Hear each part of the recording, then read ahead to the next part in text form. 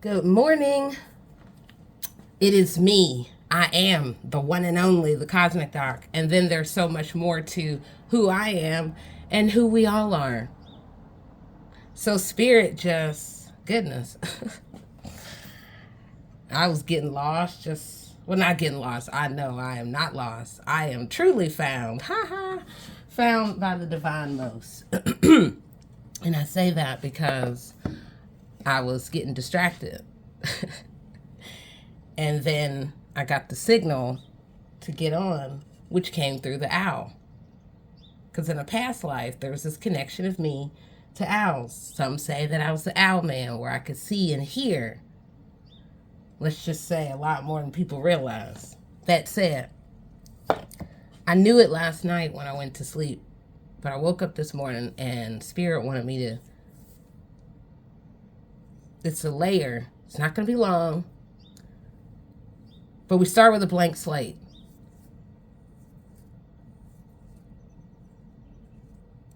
Okay, so I got you on the edge of your seat. Wonderful. Because a blank slate, a blank card, a start over, a do-over, maybe there's more. Maybe you don't have the full perspective. And as we approach our lives, at different points, we will get a blank slate. Whether we want it, whether we manifest it, or not. When we're born, there's a blank slate, so we can move through our path to understand who we are. A blank slate, a blank card, is yours to make, and then it is also the divine's making. And I think about, with blank, it may look like there's nothing, and then there's so much there. So many secrets, so much connected to love, new beginnings, moving in between worlds. And then this big crowning, this king-like energy, and I'm just decoding blank. What in the world? And card, okay? You gonna see something today. Some of you all. Oh yeah, all right, thanks, Bert. Some of you gonna come out that cocoon today. And just go ahead, just step forward, get on off that chair, get from up under that couch, that cozy blanket, and step forward and find your balance. Think about, what do you want your blank slate to be? Where's your new? If there was no hindrance to what you wanted in life, what would that be? You get what you think about. So if you think about harm on somebody else, well, one day that's going to roll back, called return to sender. Okay, back to back to what matters. It all matters. The goal here is to empower. At the end of the day, that is what I've been doing. I've just been decoding on the basic level what we all see and know. A blank card. I'm just decoding, okay? And we all can do that. It's long been done. Forever and ever and ever and ever. Okay, all right. Getting there. So the first thing I want to say is 333. Okay? That vibration really held me. I didn't know it. Now I know. Oh my.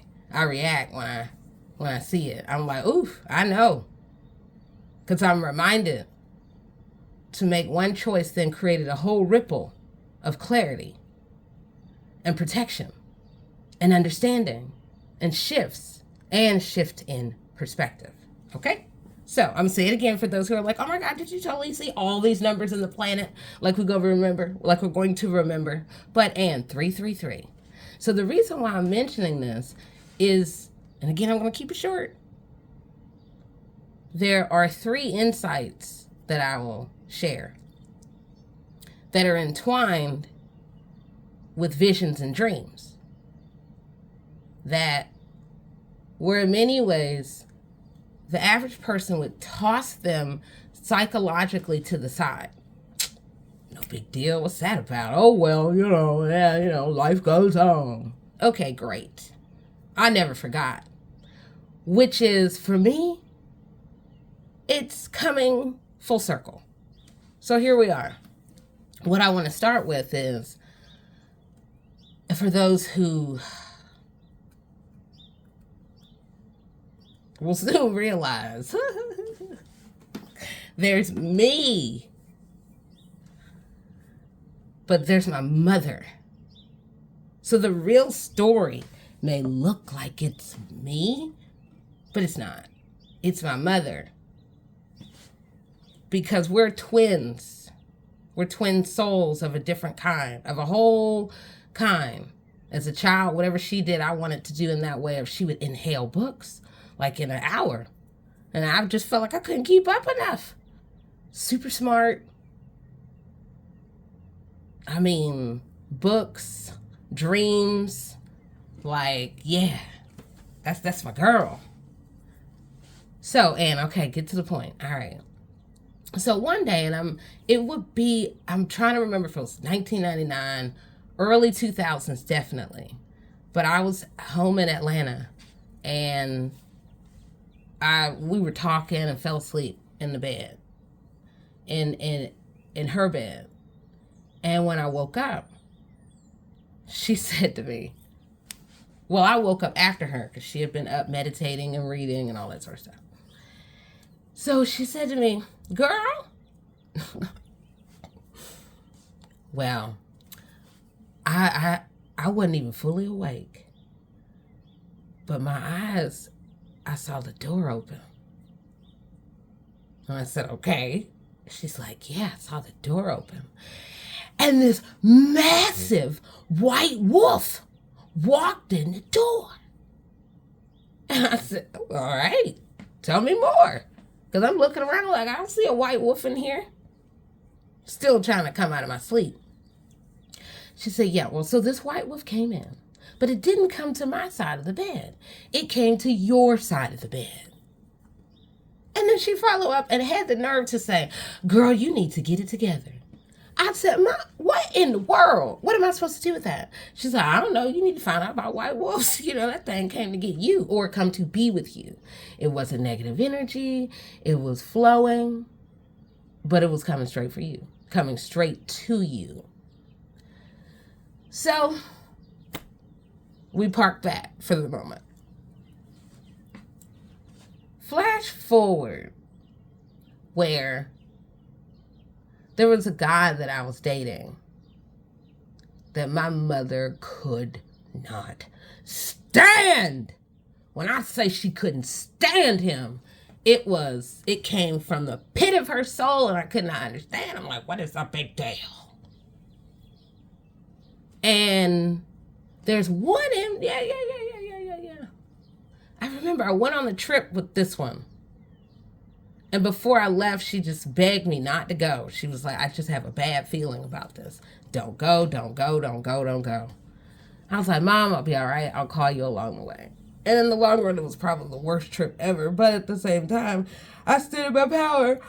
So, but she had told me, let me think. Was it before or after?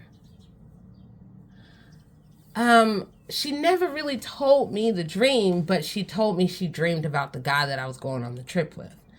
And she just truly was panicking. And we're very close. So I knew to pay attention to it, but I just went on about it. On that trip, this guy dumped me. I mean, just as ignorant as whatever. Who cares? It was the best thing that could have ever happened. Because 6 months later, I would have read 500 books to become ABD. You know, I'll fight back by reading 500 books. See how many people do that? Yeah. Anyway, but on this trip, my mother was so like, it was this guy that she had a horrible feeling about. And she had told me she had had a dream that he was going to do something. Just, it was what it was. So around that time, I had a dream, and now this would have been early 2000s. It's just, look, here we are in 25. Trying to remember a whole lot of decades of dreams is a lot, okay? All right, that's it. I remember I had this flash dream one night where there was a fire around me and my mother and all of these people. I believe this would have been after I went to Ghana. But, or maybe it was when I was in Government. Hold up. No. I definitely was back here. But that said, in this dream, there were all these people. There was a fire around us, but it was so far away that I didn't feel worried within the dream. But there were all these people around. There was a fire. And then me and my mom were in the middle. And next thing you know, we shot off to the sky. But we went in separate directions. I shot, it seemed, through the floor, I don't know, into another dimension where there was this woman waiting for me. And it was this room, and she wrapped a blanket around me and then gave me an outfit. And then I walked into a room with her, and there went that. I don't know where my mother went. But there was that dream.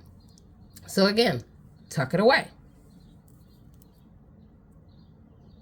It's very interesting to recall it now, even more as the pieces are coming together. So that said, here's the last dream that has landed us where we are now. Oh my. But it felt more personal, and now every day I realize there's a different layer to what I saw that is beyond just the superficial. Okay. So, okay, let me get my mind back inside the dream. Because oftentimes when I remember, I can go back to the moment, feel it, relive it in its fullness. We all can. It's just about choosing to activate your clarity. Water is an amazing thing that can do that. All right. Okay. Gotta get there. Yes. So, in this dream, I was going into, it was in body, out of body. Yeah. So really, as I'm describing it, it looks like a painting to me, where I see two worlds with a diagonal in the middle, and there's lighted world on to the right, and then this dark world to the left. That is dark. Okay, however you imagine dark, with this huge moon. And then in this lighted world, there's this cottage that is lit up. And then in this dream, I'm moving in and out, but everything is clear to me. Because my perspective when I dream, oftentimes it feels like I dream like a bird, where I have a bird's vision. Some would say I connect with raven and crows. Who knows? We'll find out. There's so many animals that are connected to all of us. All right. So I saw myself going into what looked like a cottage. I was surrounded by different people. It looked like I was in all white, and I was so excited because there were people waiting for me inside of this place where I was going. And yet, in and from this other dark world, there was this witch on a broom that I could hear and feel, or virtually smell, coming my way, yet I hadn't turned around. So I'm walking up the steps, and then I see this massive witch on a broom come directly hurling towards me and everyone else. And we just kind of turned to the left, not worried. So then I pulled out of body, seeing this in the dream, because again, it's fluid going in and out. When I say in and out, that means the perspective of being in it, of which I can still feel now, and then also being outside, being the birds looking in a circular fashion. That's it. At what is going on, and these multi-worlds that are converging with darkness and lightness all at once. So I then see and hear with lightning speed this witch on a broom, black hat, just everything about it, even talking about her just has me feeling icky. But she was going lightning speed, like, and I could hear her going diagonal at me. And then she crashed up against this barrier around me, this protective bubble. And then you just hear kaboom. And then she goes, and falls and twists and turns and spirals and then falls back and her arms fall in all these directions and she's spinning and trying to hold on to the damn broom. And then she just sort of whimpers away, sort of flies off somewhere, doesn't even fly high. She flies so low, lower than she had ever sort of in a long time. But nonetheless, the hit didn't work because I was so protected, because those who were around me, because the world of light, wherever I was going, people were excited. But again, it was a cottage. Now, you would think that was the end of the dream. Oh, no, it wasn't. Because I realize now at the turn of the 20th century, 21st century, woo, to catch myself, turn of the 21st century, my dreams were decades out. I didn't understand it, but I remembered it. So that meant I would dream about people that I wouldn't meet for years, but I would be like, oh my God, I dreamed about you when I was in college, and I saw you walking in a field and you led me to all these people, and everybody's like, who are you? What do you mean you dreamed about me? Anyway, so these types of dreams would happen. So years later, when you go back to previous videos, I talked about this very silly child, the trickster who would give gifts. Well, now we're going to tie that story back up, because when these people became possessed by the gifts that this child, this trickster, just whatever, not even anywhere really even useful to the story. However, useful for me to let you understand how it all connects back to this painting, this living dream. I recognized, hey, wait a minute, I dreamed about this. I called shamans that I knew and told them about what was happening. And that's when they told me, oh, there may be past life connection. This may be the spirit in a child that has long known you and you've been at odds. So I took it all in, and I couldn't, there was no way I was going to continue on. These people acting all crazy, like mean as hell. Just everything about me, they wanted to tear apart. They tore down, they questioned. Until I did what I did. I went to a place where I go to kind of really find my spiritual grounding. And I went running up there, busted up in the little spot, did my cord cutting with this ancient tool. Boom, boom, boom. Every time that I was like, and I'm praying to like cut it off on every direction. And I could feel it. Boom, boom, like the cords were snapping. And then when I left, I just felt so light. I was like, ooh, I feel like I got myself back together. And so then I went home. Then I get a flood of calls from these same people who have been acting like jackasses, mean ones, I'll mind you. And they all began to tell me that it was like a fog had been lifted.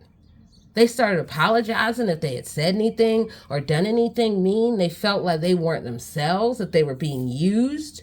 They felt like ventriloquists. And I'm like, I'll be damned. Well, I'll know for the future to go and make time to do my cord cutting, because I'm not going to stand for people to be mean to me and try to go after what I have in my light, because that is not my fault. If you are disturbed by my light and my happiness, that is reflective of your problem, not mine. That's it. Now here we are, back in this dream. When I had that dream, I basically was dreaming about this moment. Me waking up one day, going home, thinking life was going to be the same. And when I woke up, all of a sudden, there was this cottage. I'm not in the cottage, but I'm just out here in the multiverses. And so in one world, I'm in my protective world. And then there is this world that is happening all at once from the dark side, especially with witches. All big. Look at that. See, connected to the dreams. Everything is coming full circle. I know these heifers got to be getting tired, because, I sleep like a baby. The attacks are like not tingles, but they're annoying. It's like if you kind of gathered, I guess, several beads together and you threw them at a statue, it would bounce off. It's kind of, oh, all right. You feel it. And that's what all of this feels like. This is two worlds happening. And now we're coming to what seems to be the thunderous moment. And I'm just looking at the painting, y'all. So when people say, how do you do? What do you do? I remind them you can do the same thing. You can, it's just slow down and see what is in front of you. What are the interconnections? But Ann, there has long been the dark world, the lighted world, and then those worlds in between. So I share all this to say, pay attention to your dreams, because your dreams are going to elevate. I feel like all of my dreams now are coming back to me, and I know why. And in the future, I'll talk about why. But Ann, Spirit definitely got me right on up, like, and the owl spoke to me that you all needed to hear about these 3 dreams roughly. But I remind you, 333. And when I woke up, I was thinking about the link of 3, myself, my mother, and actually my mother's mother. We're all dreamers. We're all seers. We're all psychics. All 3 of us also are the onlys of our worlds that I know of. And I've often thought about that. It would be, oh yeah, we don't know who her daddy is, but we ain't talking about me, the cosmic dad. But my grandmother, it would be, oh yeah, we don't know who her daddy is, but whatever. And then my mom, oh, we know who her dad is. And then it's all in. We all look just alike. It is one line that goes all the way through. How exciting. So anyway, I think about the many dreams that my grandmother would share with me. In fact, yeah. No. She's stopping me for the moment. In the sense of, we just would talk a lot about dreams. Like, including to dream about fish implies pregnancy. And I would just be on the phone with friends randomly like, oh my God, I totally had this dream about a black and white fish. And people freak out. Oh my God, how did you know? What do you mean? Oh, my girlfriend's pregnant with twins. Oh, well, Well, I mean, I didn't realize then, but that's not an often thing. But Ann, let me pull back and just say, dreams are a new doorway. They are the way to unlock. Other people will try to put a muzzle on your dreams. It's like, I guess, Icarus in the cage, whatever. No one needs to be caged. You can't cage the divine. The divine potential, the divine expression, all of what has been divinely ordained, orchestrated, any of it. It's all a part of it. So now we're going to see the opening of that cage that has long held this golden bird of information. I can see it flying very high, very high. So I would say this, access the antenna of your own life by making time and space for your dreams. I hear people say all the time, well, I don't dream. Well, it could be, it's not that you can't dream. You can. We come in as a dream. But it is making time to really think, and even saying, hey, universe, open me up so I want to know some dreams. Tell me who I am. I want to go fly. So do that. All right, I can feel the vibration shifting, so I will end here and I will begin here. I am the one and only, the Cosmic Doc. I'll talk to you soon. Fly high and dream on. Okay, bye-bye.